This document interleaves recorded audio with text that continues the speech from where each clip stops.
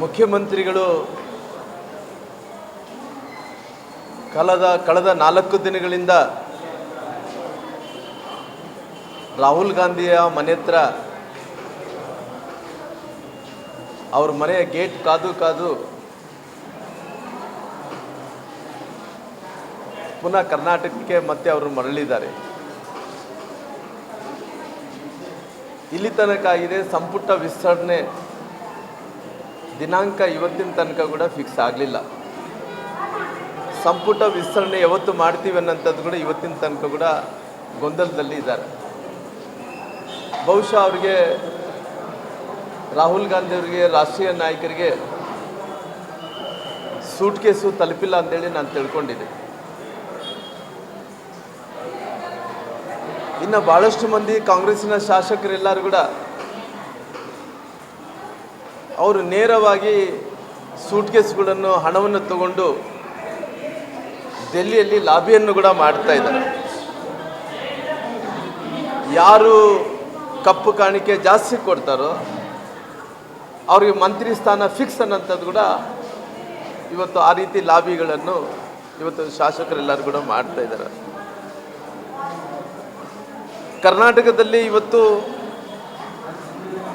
ನಾನು ಮಂತ್ರಿ ಆಗಬೇಕು, ನಾನು ಮಂತ್ರಿ ಆಗಬೇಕು ಅಂದೇಳಿ ಏನು ಪೈಪೋಟಿ ಜೋರಾಗಿದೆನೋ ಕಳೆದ ಒಂದು ವಾರದಿಂದ ಈ ಪೈಪೋಟಿಯಲ್ಲಿ ನಾನು ಮಂತ್ರಿ ಆಗಬೇಕೆಂದೇಳಿ ಏನು ಪೈಪೋಟಿಯನ್ನು ಬಿಡ್ತಾ ಇದ್ದಾರೆ. ಕಳೆದ ವಾರದಿಂದ ಬೆಂಗಳೂರು ಟು ಡೆಲ್ಲಿ ಎಲ್ಲ ಕೂಡ ಸ್ಪೆಷಲ್ ಫ್ಲೈಟ್ಗಳು, ಏನು ಬೆಂಗಳೂರು ಟು ಡೆಲ್ಲಿ ಸ್ಪೆಷಲ್ ಫ್ಲೈಟ್ಗಳಲ್ಲಿ ಹೋಗಿ ಇವರೆಲ್ಲರೂ ಕೂಡ ಸೂಟ್ಕೇಸನ್ನು ಆ ಸ್ಪೆಷಲ್ ಫ್ಲೈಟಲ್ಲಿ ಸಾಗಾಣಿಕೆ ಮಾಡೋಂಥ ಕೆಲಸ. ಇವತ್ತು ಎಲ್ಲ ಸ್ಪೆಷಲ್ ಫ್ಲೈಟ್ಗಳು ಎಷ್ಟು ಆರ್ತಾ ಇದೆ ಅಂದ್ರಿಗಿನ ಯಾರೇ ಇಬ್ಬರು ಹೋದ್ರುಗಳು ಸ್ಪೆಷಲ್ ಫ್ಲೈಟಲ್ಲಿ ಅಲ್ಲಿ ಸೂಟ್ಕೇಸ್ಗಳಲ್ಲಿ ಹಣ ಸಾಗಾಟ ಆಗುವಂಥ ಕೆಲಸ ಕೂಡ ಆಗ್ತಾಯಿದೆ. ಒಂದು ಕಡೆ ನೋಡಿ, ನಮ್ಮ ಕರ್ನಾಟಕ ರಾಜ್ಯದ ದುರ್ದೈವ ಪರಿಸ್ಥಿತಿ ಹೆಂಗೆ ಬಂದಿದೆ ನೋಡ್ರಿ. ಕರ್ನಾಟಕ ರಾಜ್ಯದಲ್ಲಿ ಇವತ್ತು ಮುಖ್ಯಮಂತ್ರಿಗಳು, ರಾಜಕಾರಣಿಗಳು, IAS ಅಧಿಕಾರಿಗಳು, ಇನ್ನೊಬ್ಬರು ಎಲ್ಲರೂ ಕೂಡ ಒಬ್ಬೊಬ್ಬರು 100 ಸೈಟ್ ಹಿಡ್ಕೋಬೋದು. ನಾನು ಈ ರಾಜ್ಯದ ಮುಖ್ಯಮಂತ್ರಿಗಳನ್ನ ಕೇಳ್ತೀನಿ, ನಾನು ನಿಮ್ಮ ಹತ್ರ ಎಷ್ಟು ಆಸ್ತಿ ಇದೆಯಪ್ಪ, ನಿಮ್ಮ ಹತ್ರ ನಿಮ್ಮ ಕುಟುಂಬದಲ್ಲಿದ್ದಂಥ ಮಕ್ಕಳಿಗೆ ಎಷ್ಟು ಆಸ್ತಿ ಇದೆ. ಇವತ್ತು BDAದಲ್ಲಿ ಯಾರನ್ನ ಸೈಟ್ ಖರೀದಿ ಮಾಡಿದ್ರೆ 5 ವರ್ಷಗಳ ಕಾಲ ಅವರು ಖಾಲಿ ಇಟ್ಟರಿಗಿನ ಆ ಖಾಲಿದ್ದಂಥ ಸೈಟು ಸರ್ಕಾರ ವಶಪಡಿಸ್ಕೊಂತದಂತೆ. ಬಡವರು ಇವತ್ತು ಎಲ್ಲೋ ರಿಟೈರ್ಡ್ ಆದಂಥವ್ರು ಅವರೊಂದು ಜಾಗವನ್ನು ಖರೀದಿ ಮಾಡಿರ್ತಾರೆ, BDAಯಲ್ಲಿ ಇನ್ನೊಂದು ಕಡೆ ಖರೀದಿ ಮಾಡಿರ್ತಾರೆ. ಅವ್ರಿಗೆ ಮನೆ ಕಟ್ಕೊಳಕ್ಕೆ ಆಗಲ್ಲ ಅಂತೇಳಿ ಕೆಲವೊಂದು ಸಂದರ್ಭದಲ್ಲಿ ಬಿಟ್ಟಿರ್ತಾರೆ. ಇವತ್ತು ಯಾರೋ ಬಡವರು ಯಾವುದನ್ನೊಂದು ಸೈಟ್ ಖರೀದಿ ಮಾಡಿರ್ತಾರೆ, ಮನೆ ಕಟ್ಕೊಳಕ್ಕೆ ಆಗಲ್ಲ ಅಂತೇಳಿ ಬಿಟ್ಟಿರ್ತಾರೆ. ಅವ್ರ ಹತ್ರ ಬೇರೆ ಬೇರೆ ಕಾರಣಗಳಿಂದ ಲೋನ್ಗೆ ಅಪ್ಲೈ ಮಾಡ್ತಾರೆ, ಲೋನ್ ಸಿಗಲ್ಲ ಅಂತೇಳಿ ಖಾಲಿ ಸೈಟ್ಗಳು ಹಂಗೆ ಬಿಟ್ಬಿಡ್ತಾರೆ, ಮನೆ ಕಟ್ಕೊಳಕ್ಕೆ ಆಗಲ್ಲ. ಅವ್ರೆಲ್ಲ ಸೈಟ್ಗಳನ್ನು ಸರ್ಕಾರ ವಶಪಡಿಸ್ಕೊಂತದಂತೆ. ಇದೆಂತ ನ್ಯಾಯ? ಇವತ್ತು ದೊಡ್ಡಿದ್ದಂಥ ಶ್ರೀಮಂತರು ಇವತ್ತೇ ತೊಗೊಂತಾರ, ನಾಳೆನೇ ಮನೆ ಕಟ್ತಾರ, ನಾಡ್ದನೇ ಇನಾಗ್ರೇಷನ್ ಮಾಡ್ತಾರ. ಬಡವ ಒಂದು 10 ವರ್ಷ ಇದ್ದ ಕಡೆ ರೂಪಾಯಿ ಕೂಡಿಸಿ ಅದು ಜೋಡಿಸ್ಕೊಂಡು ಜಾಗ ತೊಗೊಂತಾನ. ಜಾಗ ತೊಗೊಂಡ ನಂತರ ಮನೆ ಕಟ್ಟಬೇಕಾದ್ರೆ ಹತ್ತತ್ರ 20-30 ವರ್ಷ ಬೇಕಾಗುತ್ತೆ ಮನೆ ಕಟ್ಟಬೇಕಾದ್ರೆ. ಅಂಥ ಮನೆಯನ್ನು ವಶಪಡಿಸ್ಕೊಂಡಂಥ ಕೆಲಸ ಇವತ್ತು ಸರ್ಕಾರ ಮಾಡ್ತಾ ಇದ್ದಂತೆ. ಅದು ಸರ್ಕಾರಕ್ಕೆ ವಶ ಆಗುತ್ತೇನೋ, ಇಲ್ಲಿದ್ರೆ ರಿಯಲ್ ಎಸ್ಟೇಟಿನ ಉದ್ಯಮಗಳಿಗೆ ಅದು ವಶ ಆಗುತ್ತೆ ನಮಗೆ ಗೊತ್ತಿಲ್ಲ. ಪರಿಸ್ಥಿತಿ ನೋಡಿ ಎಲ್ಲಿಗೆ ಬಂದಿದೆ ರಾಜ್ಯ ಸರ್ಕಾರದ ಪರಿಸ್ಥಿತಿ.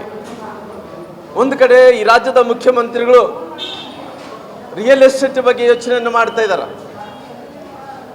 ಈ ರಾಜ್ಯದ ಮುಖ್ಯಮಂತ್ರಿಗಳು ರಿಯಲ್ ಎಸ್ಟೇಟ್ ಬಗ್ಗೆ ಯೋಚನೆ ಮಾಡ್ತಾರೆ, ಬೇರೆ ಏನು ಯೋಚನೆಯನ್ನು ಮಾಡ್ತಾ ಇಲ್ಲ. ಗೃಹ ಮಂತ್ರಿಗಳು ಯಾರ ಬಗ್ಗೆ ಯೋಚನೆ ಮಾಡ್ತಾ ಇದ್ದಾರೆ? ಕೇವಲ ಗೃಹ ಮಂತ್ರಿಗಳು ಯೋಚನೆ ಮಾಡಬೇಕಾಗಿದ್ದಂಥದ್ದು ಈ ರಾಜ್ಯದಲ್ಲಿದ್ದಂಥ ಕಾನೂನು ಸುವ್ಯವಸ್ಥೆ ಏನಾಗ್ತಾ ಇದೆ. ಇವತ್ತು ಸಾಕಷ್ಟು ಮಂದಿ ವಿದ್ಯಾರ್ಥಿನಿಯರು ಏನು ಡ್ರಗ್ಸಲ್ಲಿ ಇವತ್ತು ಆ ನಿಶೆಯಲ್ಲಿ ಭಾಳಷ್ಟು ಮಂದಿ ಮಕ್ಕಳು ಜೀವನ ಹಾಳಾಗ್ತಾ ಇದೋ. ಅದ್ರ ಬಗ್ಗೆ ಯೋಚನೆಯನ್ನು ಮಾಡಬೇಕು. ಸಾಕಷ್ಟು ಕಡೆ ಬ್ಯಾಂಕ್ಗಳಲ್ಲಿ ದರೋಡೆ ಆಗ್ತಾ ಇದ್ದಾವ. ಇಲ್ಲಿ ತನಕ ಇದೆ ಯಾವ ಬ್ಯಾಂಕ್ಗಳಲ್ಲಿ ಬೀದರ್ ಬೇರೆ ಬೇರೆ ಬ್ಯಾಂಕ್ಗಳಲ್ಲಿ ದರೋಡೆದಂಥ ಅಮೌಂಟು ಸಾರ್ವಜನಿಕರ ಅಮೌಂಟ್ ಇವತ್ತು ಕೂಡ ಸಿಗಲಿಲ್ಲ. ದಿನನಿತ್ಯ ಕೂಡ ಬೆಳಿಗ್ಗೆ ಎದ್ದರೆ ರಾತ್ರಿ ತನಕ ಕೂಡ 1-2 ಕೊಲೆಗಳು ಆಗ್ತಾನೆ ಇದಾವ. ಟೋಟಲ್ ಆಗಿ ಇವತ್ತು ಗೃಹ ಸಚಿವರಲ್ಲಿ ಕಾನೂನು ಸುವ್ಯವಸ್ಥೆ ಕಂಪ್ಲೀಟ್ ಆಗಿ ಕ್ಲೋಸ್ ಆಗಿದೆ, ಕಂಪ್ಲೀಟ್ ಆಗಿ ಕೊಲಾಪ್ಸ್ ಆಗಿದೆ. ಅದ್ರ ಬಗ್ಗೆ ಯೋಚನೆ ಮಾಡ್ತಾ ಇಲ್ಲ. ಗೃಹ ಮಂತ್ರಿಗಳು ಯೋಚನೆ ಮಾಡ್ತಾ ಇರೋಂಥದ್ದು ಕೇವಲ RSS ಬಗ್ಗೆ ಮಾತ್ರ ಯೋಚನೆ ಮಾಡ್ತಾ ಇದ್ದಾರೆ. ಇವತ್ತು ಅದೇ ರೀತಿಯಲ್ಲಿ ಕೂಡ ಮುಖ್ಯಮಂತ್ರಿಗಳು ಬರ ಅಧ್ಯಯನ ಮಾಡ್ತೀನಿ ಅಂತೇಳಿ ಕೇವಲ ಸುಮ್ಮನೆ ಡ್ರೋನ್ ಆರಿಸ್ತೀನಿ ಅಂತ ಹೇಳಿದ್ರಾಗಲಿ ಇಲ್ಲಿ ತನಕ ಕೂಡ ಡ್ರೋನ್ ಕೂಡ ಅಂತ ಆರಲಿಲ್ಲ. ಬಹುಶಃ ಅವ್ರ ಕಲ್ಪನೆಯಲ್ಲಿ ಕನಸಿನಲ್ಲಿ ಡ್ರೋನ್ ಆರಿದ್ರೆ ಕೂಡ ಆ ರೆಕ್ಕೆಗಳಂತ ಮುರಿದು ಬಿದ್ದುಬಿಟ್ಟವ. ಇವತ್ತು ಸರ್ಕಾರದ ಪರಿಸ್ಥಿತಿ ಏನಂತೇಳಿ ಜನರು ಇವತ್ತು ಪ್ರಶ್ನೆಯನ್ನು ಕೇಳ್ತಾ ಇದ್ದಾರೆ. ಎಲ್ಲ ರೀತಿಯಲ್ಲಿ ಕೂಡ ಗೊಂದಲದ ಗೂಡು ಆಗಿ ಸರ್ಕಾರದ ಮಿಷನರಿ ಏನಿದನೋ ಸರ್ಕಾರ ಮಿಷನರಿ ಇವತ್ತು ನಿಂತು ಹೋಗಿಬಿಟ್ಟಿದೆ. ಇವತ್ತು ಸರ್ಕಾರದ ಅಡ್ಮಿನಿಸ್ಟ್ರೇಷನ್ ಏನಿದೆನೋ ಕೊಲ್ಯಾಪ್ಸ್ ಆಗಿಬಿಟ್ಟಿದೆ. ಟೋಟಲ್ ಆಗಿ ಸಾಕಷ್ಟು ಮಂದಿ ಮಂತ್ರಿಗಳು ಇವತ್ತು ಇಷ್ಟು ಕೆಟ್ಟ ಪರಿಸ್ಥಿತಿ ಕರ್ನಾಟಕ ರಾಜ್ಯದಲ್ಲಿ ಇದೆ ಅಂದ್ರಿಗಿನ ಯಾವುದು ಕೂಡ ಒಂದು ಇಂಚು ಕೂಡ ಒಂದು ಕೂಡ ಇವತ್ತು ಕೆಲಸಗಳು ನಡೀತಾ ಇಲ್ಲ. ಒಂದು ಕಡೆ ಬಹಳಷ್ಟು ಮಂದಿ ಬಡವರು ಪೆನ್ಷನ್ ಇಲ್ಲ ಅಂತೇಳಿ ಅವರೆಲ್ಲರಿಗೂ ತಾಯಂದ್ರೆಲ್ಲರಿಗೂ ಸಾಲಾಗಿ ನಿಂತು ನಮಗೆ ಪೆನ್ಷನ್ ಇಲ್ಲ ಅಂತೇಳಿ ಸರ್ಕಾರಿ ಕಚೇರಿಗೆ ಇವತ್ತು ಅಲೆದಾಡ್ತಾ ಇದ್ದಾರೆ. ಇವತ್ತು ಸರ್ಕಾರ ಅನ್ನಂಥದ್ದು ಜನರ ಪಾಲಿಗೆ ಇದ್ದು ಸತ್ತಂತಾಗಿದೆ ಅನ್ನಂಥ ಮಾತನ್ನು ಹೇಳಬೇಕಾಗುತ್ತೆ. ಧನ್ಯವಾದ.